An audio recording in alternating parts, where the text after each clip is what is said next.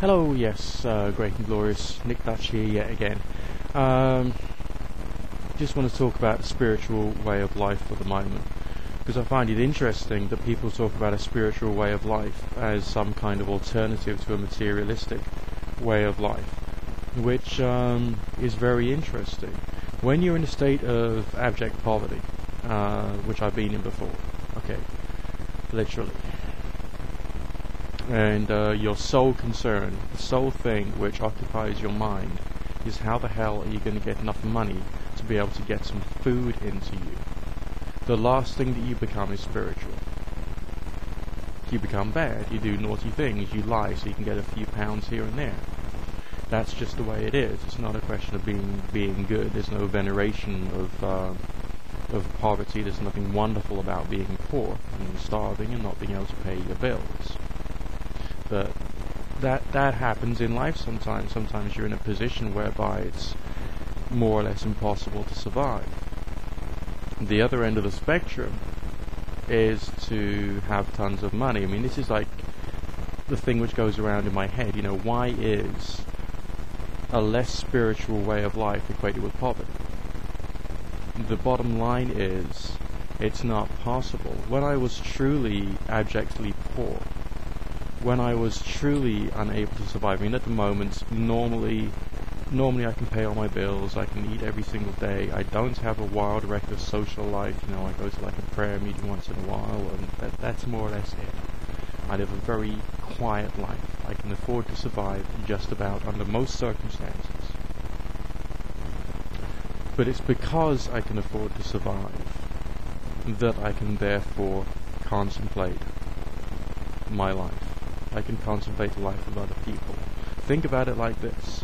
You're currently watching a video over the internet. You can do this because you can currently afford your internet subscription. You have a sufficiently good quality, high-speed internet to be able to watch this video and listen to me talking. You may have watched other videos on the, the hollow fractalist videos, the videos on the 10th dimension, the videos about martial arts, aromatherapy, whatever else is there, all kinds of things which can satisfy you in many different ways, in many different levels.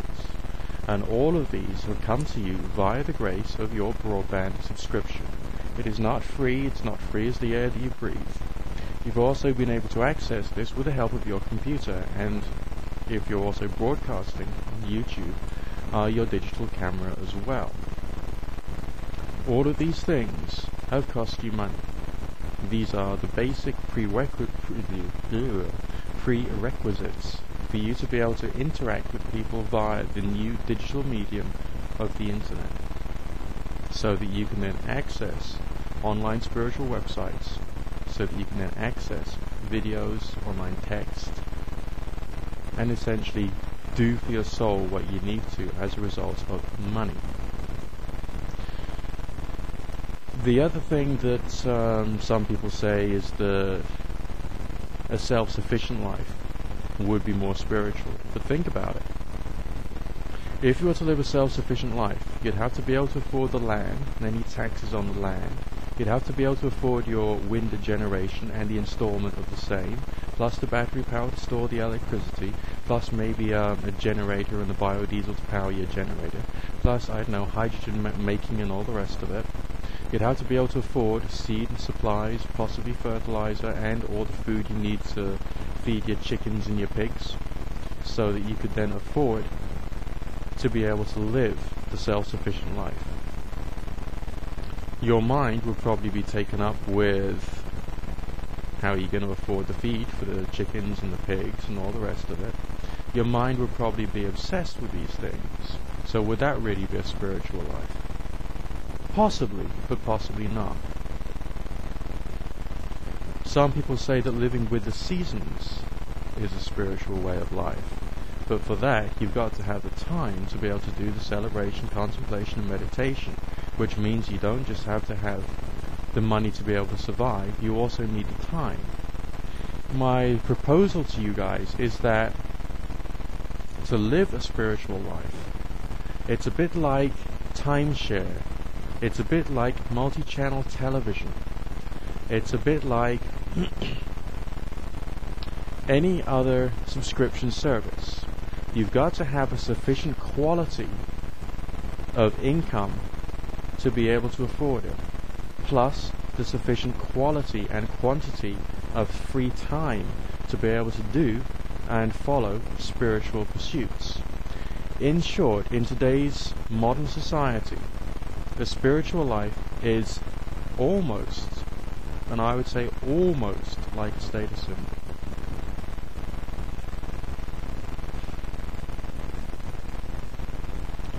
Now, you can't say that's completely the case, can you? But maybe you could say that people who are in business, they're not all that spiritual, but they're always attending seminars, always spending possibly hundreds, possibly thousands of pounds to go and hear some key speakers saying this, that, and the other, to help them to think in a different way, which is a spiritual act. And so they are spiritual people, but as a result of wealth. Probably, and this is only a point of view, okay, probably the only type of spiritual life that you can have is if you're comfortably well off. I mean, even if you're a beggar and you're on the streets with just like a Bible in your pocket, would that be a spiritual way of life? No, because you'd still be begging. You'd still be asking for material goods in the form of coins so that you could then afford to eat. It will probably be intellectually much more of a spiritual way of life, much more of a material way of life than if you had like a 20 or 40 grand a year job with enough free time for you to be able to follow spiritual pursuits. So when people are saying that they want to live a less material lifestyle, do they? When people are saying that they want to live a more spiritual lifestyle, can they rightly afford it?